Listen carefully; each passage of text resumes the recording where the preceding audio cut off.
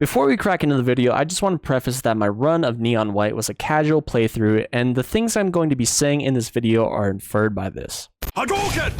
Hello everyone, welcome back to the channel. My name is Sen, and for today's video, we're going to chat about a game I recently took a chance on, that being Neon White. See, I say took a chance on, but it was free with PS Plus, so I wasn't taking that dramatic of a leap of faith on this game. Cards on the table, I like this game a lot, and I'm still trying to fully grasp the why of it all. For all intents and purposes, this game gives me big boomer shooter energy, and I can't lie, I'm not terribly interested in talking about the gameplay that much. I mean, don't get me wrong, the gameplay is extremely decent. It's a fast-paced shooter where the core gameplay is getting through essentially obstacle courses that creep in the territory of being puzzles at the very same time. And to progress through the game, it does demand a level of proficiency. It's not just a matter of getting through said obstacle course, you are in fact timed, and because of that, I could feel the speedrunner side of me coming out. And yes, for those of you that don't know, I very casually speedrun games here and there. Yes, your goal is to get through the level, but the secondary and also primary goal at the same time is to slay all the little demons along the way, or else by the time you reach the finish line,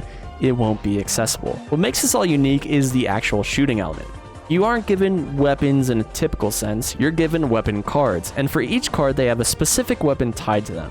Weapons like a pistol, SMG, rifle, and even as far as a rocket launcher. Each card has a specific level of charge, or I guess you could say a set amount of ammo tied to each one, but alongside that you have a discard ability that pairs with each weapon. So for instance, with a pistol you get a cute little double jump, for the rifle you have a horizontal dash, for the shotgun you get a directional dash, and for something like the rocket launcher you get a grappling hook. This gives a nice element of having to manage your resources to 1, get through the level, but 2, get through it as efficiently as you can manage, and then trying to one-up that. The beauty in all this is doing so in a fast-paced environment. Not to compare everything to fighting games, but that's kind of what I do. Yeah, fighting games kind of have that element of resource management in a fast-paced environment as well, and I think that's cool. It's a similar appeal in that regard. There isn't too much more for me to say than the level design is just fun. It's good, clean fun. There's also a pretty steady drip feed of weaponry, like you more or less get introduced to one new firearm at a time so you can get the feel for the limits of what they can and can't do, and part of the fun is using the weapon cards as flexibly as possible. It does reach the point where you start out with one weapon, introduces another, and makes you juggle them alongside tackling said enemies.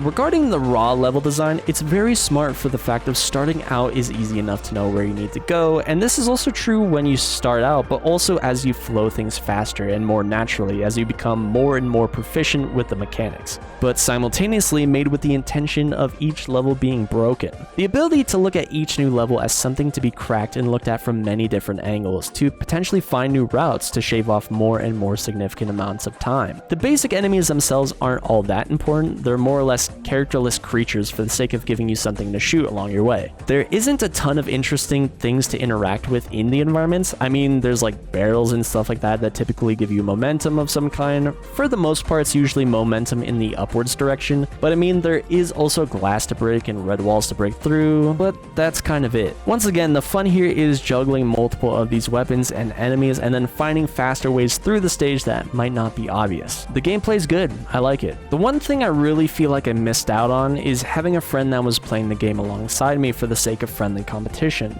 I really love a good friendly rivalry. This sentiment is very reminiscent of when myself and a dear friend of mine, Brennan, would play Super Meat Boy and beat each other's times, but I was content enough trying to one-up my own times. The real meat here is in the narrative. Speaking on the narrative of this game, something I've appreciated a lot lately is a nice surface level, easy to digest story, and that's exactly what this game had to offer me. The central device that gets in the way of us knowing a majority of the context of the story is the protagonist's convenient amnesia from being fished out of the watery limbo. You could maybe look at this as a criticism, but if it wasn't for the amnesia, a large chunk of the mystery in this game just doesn't exist. It's a way for the game to drip feed you some kind of information to you, as well as a bit of a drama element, but it's done in such a way that just feels a little odd. Every scrap of information about who we are in our previous life is kept so close to the chest by every character we interact with, just dancing around things from our past, but never giving the full truth until nearing the end of the game. and it finally all comes out. We'll get there in just a moment, but the other element of mystery is the why we're here, why we're in this chunk of game. The primary landscape of this game is heaven, and the neons that occupy this space are pitched that the big man wants us to clean up heaven from the demon infestation, fighting for a chance of forgiveness in the 10 days of judgment. In the said 10 days, you'll be competing against other neons to slay as many demons as possible, upping your neon rank, and whoever reaches the top of the leaderboard can enjoy the creature comforts of heaven for a year, only to eventually do it all again. This narrative element is the vehicle for the gameplay to take place. With this, we're pitted against all the other neons, but the only person that can enjoy the spoils of victory is the neon at the very top. But the prime neons that we navigate around are neon yellow, violet, red, and green. So while technically we're pitted against all the neons, our central focus of antagonization is neon green. He's being propped up as the true enemy. Each of these 10 days of judgment is split into 2 parts, and in each half of these days, we're given another breadcrumb of information about heaven and or our past life. If there's a lot of additional information based around the presents you can find scattered throughout the levels, I wouldn't know. I didn't go for any of them. I just spent the time playing the game how I wanted to, but I do think this prevented me from getting the good ending. Any additional interactions with other neons from my experience was very superficial outside of our interactions in the 10 days. I kept checking alternate areas of interest for any other morsel of information, but it never ended up being worth it. Alright, we're past the spoiler-free section, so cover your ears from this point on if you don't want to hear this. The neons we primarily navigate around, we all knew each other in a past life. These characters built up to be a ragtag group of assassins led by Neon Green. Green was gearing the team up to do more and more dangerous missions until they reached the final mission that wound up taking everyone out. Initially, everyone was inclined to back out of this mission, but Green had rallied on White to be a good middleman, boosting everyone's spirits to fall in line, and it worked, and everyone ended up dying because of it. We as Neon White were not actually supposed to be here, at least maybe not yet. All the other previous Neons were here before us, and years went by as they were now until Red saw us floating in the glass sea, somewhat close to the surface. But as close as we were, we began to sink until Red intervened artificially and fished us out herself. Hard to say if we ever would have surfaced. But because we did surface, we, much like every other neon, were fashioned with our neon mask. These masks in themselves are dark, apart from the fact that they explode if we happen to step out of line of the believers. These masks are constructs fashioned from the bodies of angels. And the shiny gold star at the end of the 10 days of judgment is all a sham too. The previous winner, Neon Green, is being controlled by the believers via mechanical halo. Within my time in the game, I know it's said that he was controlled, but it didn't really feel like he was being controlled, out of my memory at least.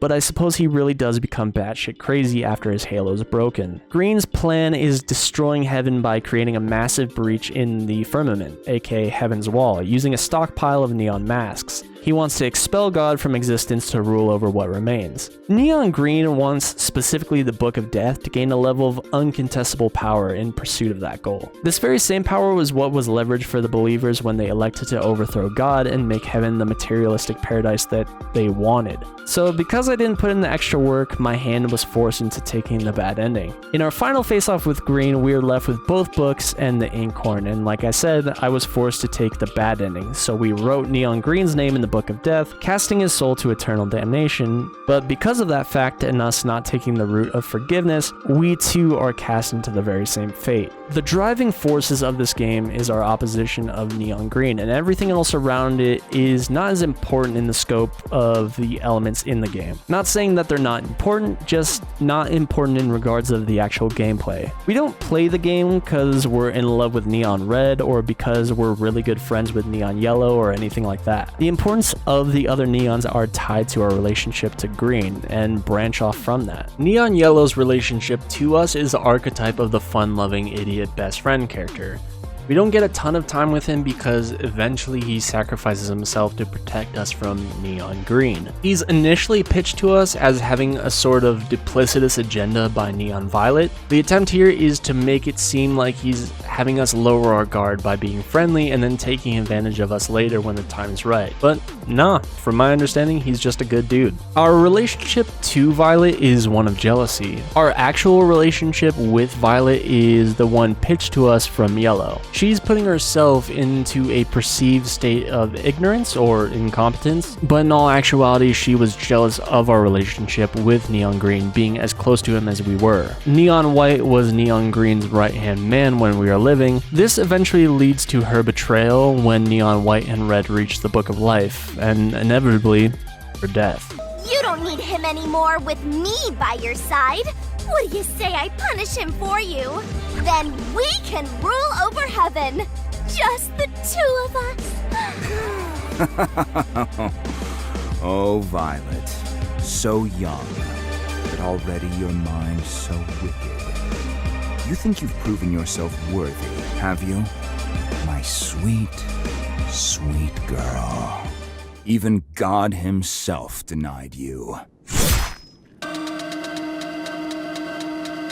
Our relationship with Red is one of love. Red and White were lovers in life, and they actually wanted to escape the life they had being in Green's gang of assassins, but the idea was hemorrhaged due to White's loyalty to Green. It wasn't blind loyalty or anything like that. Green manipulated White to feel a sense of indebtedness to him. This led to the final mission they took for them all to die. For some time, there was a bunch of resentment, but eventually Red forgave White in the afterlife, and she, as stated earlier, fished White from limbo. This story, like I said, is very surface level, very easy to digest, and I really appreciated that in the moment, because not every game I play needs to have the nth level of narrative depth. But this game did make me start thinking about the afterlife and religion. I myself am not a religious person. I do think religion is worthy of study in the sense of take the lessons you want or that you find valuable and leave out the rest. But I've always appreciated the blind faith people have in God and the afterlife as a sense of comfort in trying times. I've always wondered if there is more waiting for us, or if I myself would be deserving of what could be waiting for us in the end. I used to be rather pessimistic of the idea of God or heaven because I was a rather angsty, hot-headed teenager, but who am I to deny someone of their worldview? To deny them of that comfort. I think God is a good thing for all that want to let him or the idea of his or her existence into their heart. This is pretty loosely related, but one of my favorite episodes of Justice League the Animated Series was Season 2, Episode 15 and 16, The Terror Beyond, Part 1 and 2. Throughout the course of this episode, Hawkgirl is struggling with the ideas of faith. Her people, the Thanagarians, once took a lot of stock in religion, their people benefiting from the gains from a very Cthulhu-like creature, that being Icthultu. But as their people began to prosper, they cast him out and took solace in their people's advancements over something like the belief of religion, and characters like Wonder Woman with her strength coming from the gods and beckoning for that strength from Hera kind of contest that. And while she doesn't believe that, she grapples with that idea in Solomon Grundy's final moments. Him sacrificing himself to save her, and him looking to reconnect with his soul in the afterlife when his time comes. Do you think Grundy's soul is waiting for him? Grundy, I don't believe...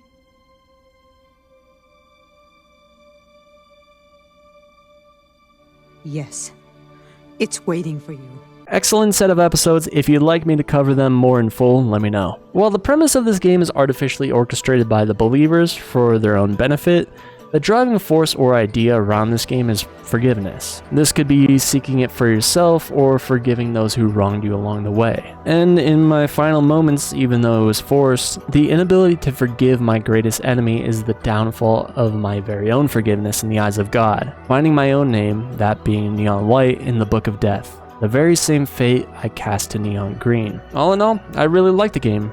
From gameplay to story, it was all very simple and easy to get behind, but it stuck with me. I would absolutely recommend this game as a easy to get in, easy to get out experience. But before I started this game, I was going through a sort of content paralysis, but I'm really happy I ended up pressing the play button. I would give Neon White an 8 out of 10. In the future, I might see if I can leverage a playthrough with one of my very best friends over on our shared channel DualShock and see what he thinks about the game along the way. Link in the description down below. Thanks for all your time, everyone. Let me know your thoughts on the game in the comments down below, and I'll see you in the next one. Peace.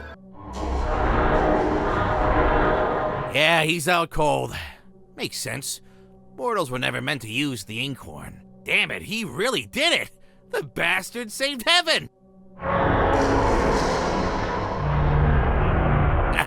You hear that, White? Rest easy. It's finally over.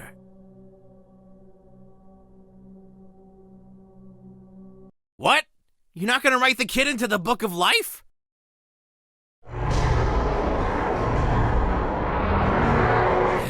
Oh, boss, you expect too much from mortals. Sure, he didn't technically follow the Judgment Day criteria, but I don't know. I can't help but think he'd have decided differently if only he'd remembered the bigger picture better. Yeah, you're right. There's always the next life.